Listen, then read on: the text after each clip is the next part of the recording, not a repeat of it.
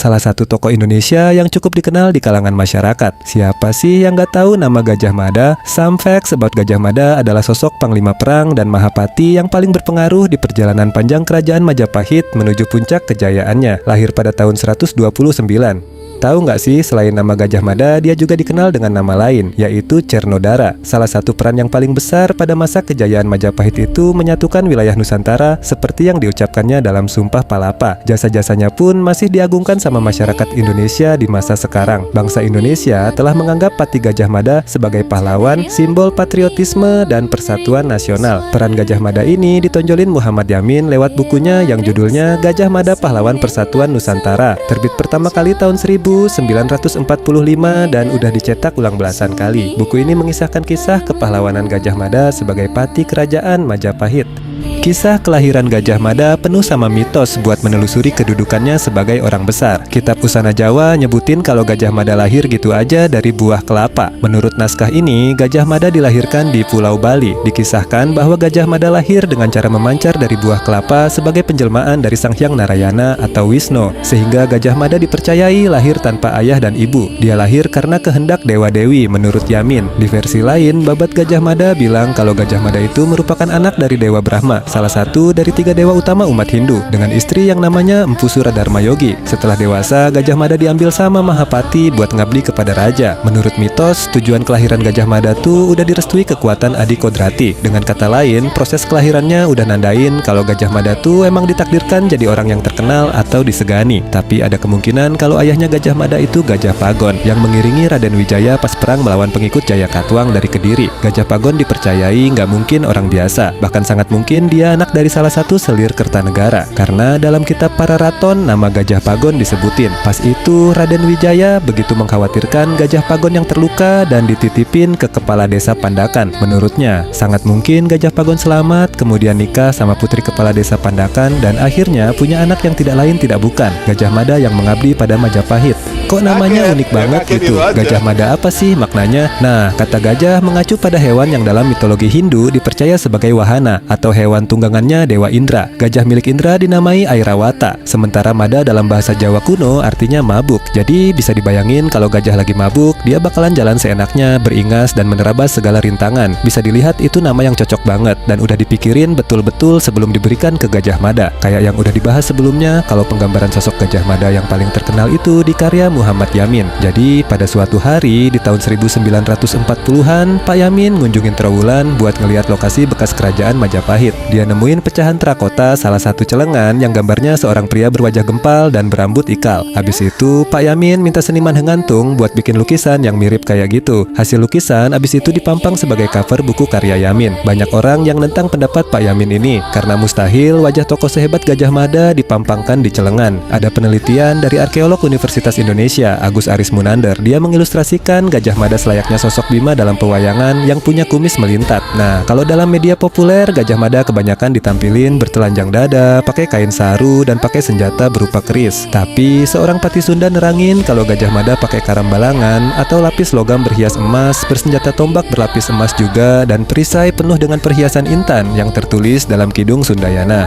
Gak ada informasi lengkap dalam sumber sejarah tentang awal kehidupannya, tapi yang pasti karirnya naik pas jadi bekel Bayangkara pas masa pemerintahan Prabu Jayanegara tahun 1309 sampai 1328. Pada masa pemerintahan Raden Wijaya ada 7 orang pejabat yang diangkat disebut sebagai Dharma Putra. Dharma Putra ini jabatan khusus bagi para putra terbaik negara yang dianggap telah mendarmakan hidupnya untuk raja. Mereka adalah Rakuti, Rasemih, Ratanca, Rawedeng, Rayuyuk, Rabanyak, dan Rapangsa. Pada waktu itu Gajah Mada itu cuma prajurit kelas teri yang namanya Bekel Bayangkara. Itu loh prajurit yang cuma jadi patung di depan istana. Sementara Dharma Putra itu pejabat kesayangan Raden Wijaya. Barulah tahun 1334 Gajah Mada diangkat jadi Mahapati Amungkubumi dan secara resmi gantiin Arya Tadah yang udah sepuh, sakit-sakitan dan minta pensiun sejak tahun 1329.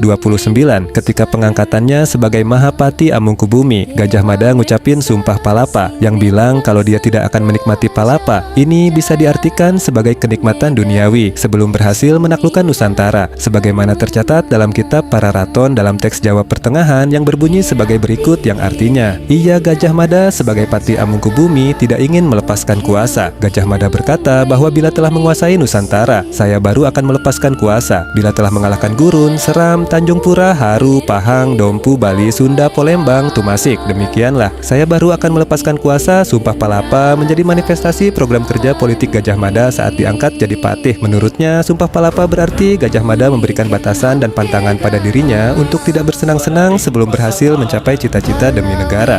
Hayam Wuruk tahun 1350 sampai 1389 yang gantiin Tribuan Netunggadewi, Gajah Mada terus ngelancarin penaklukan ke wilayah timur sampai tahun 1357. Meskipun perannya di kerajaan Majapahit begitu melegenda, akhir riwayat Gajah Mada sampai sekarang masih belum jelas. Arkeolog Universitas Indonesia Agus Aris Munandar dalam Gajah Mada Biografi Politik menulis, ada berbagai sumber yang mencoba menjelaskan akhir hidup Gajah Mada. Sumber pertama adalah Kakawin Negara Katagama yang ditulis oleh Empu Prapanca nisahin akhir hidup Gajah Mada yang meninggal dengan wajar tahun 1364. Dari cerita-cerita rakyat Jawa Timur, Gajah Mada dikisahkan menarik diri setelah peristiwa Bubak dan memilih hidup sebagai pertapa di Madakaripura di pedalaman Probolinggo Selatan, wilayah kaki pegunungan Bromo Semeru. Di wilayah Probolinggo ini memang ada air terjun yang namanya Madakaripura. Di balik air terjun ada daerah Tanceruk dan satu goa yang cukup dalam. Dipercaya dulu Gajah Mada jadi pertapa sebagai wanaprasta sampai akhir hayatnya, jadi dia menyepi tinggal di hutan. Adapun Kidung Sunda nyebutin kalau Gajah Mada itu nggak meninggal sebenarnya. Kidung ini membeberkan kalau Gajah Mada moksa di halaman Kepatihan balik ke Kayangan. Tapi Munandar nyatain kalau akhir kehidupan Gajah Mada kurang jelas karena dia malu sama pecahnya tragedi Bubat. Gajah Mada diduga sakit dan meninggal di kota Majapahit atau di area Karsian yang nggak jauh dari sana. Nah, perang Bubat itu apa sih? Jadi aku ceritain singkat ya. Dalam Kidung Sunda diceritain tahun 1357 dimulai pas Prabu Hayam Wuruk melakukan langkah-langkah diplomasi dan berencana menikahi Dia Pitaloka Cetraresmi Putri Sunda sebagai permaisurinya. Lamaran Prabu Hayam Wuruk diterima pihak kerajaan Sunda dan rombongan besar kerajaan Sunda datang ke Majapahit untuk melangsungkan pernikahan agung itu. Gajah Mada yang pengen menaklukkan Sunda maksa pengen jadiin Dia Pitaloka sebagai persembahan sebagai pengakuan kekuasaannya Majapahit. Nah, pihak Sunda nolak, terjadilah pertempuran antara pasukan Majapahit dan rombongan Sunda di Bubat. Dia Pitaloka bunuh diri setelah ayah dan seluruh rombongannya gugur dalam pertempuran itu. Akibat peristiwa itu, langkah-langkah diplomasi Hayam Wuruk gagal dan Gajah Mada dinonaktifkan dari jabatannya karena dipandang lebih menginginkan pencapaiannya dengan jalan ngelakuin invasi militer. Padahal sebenarnya kan hal itu tuh nggak boleh dilakuin gitu. Dalam negara Ketagama diceritain hal yang sedikit berbeda nih. Dikatakan bahwa Hayam Wuruk tuh sangat-sangat menghargai Gajah Mada sebagai mahal mantri agung yang wira, bijaksana, serta setia berbakti kepada negara. Sang raja menganugerahkan dukuh Madakaripura yang berpemandangan indah di Tongas Probolinggo kepada Gajah Mada. Dan pada 1359 Gajah Mada diangkat kembali sebagai patih.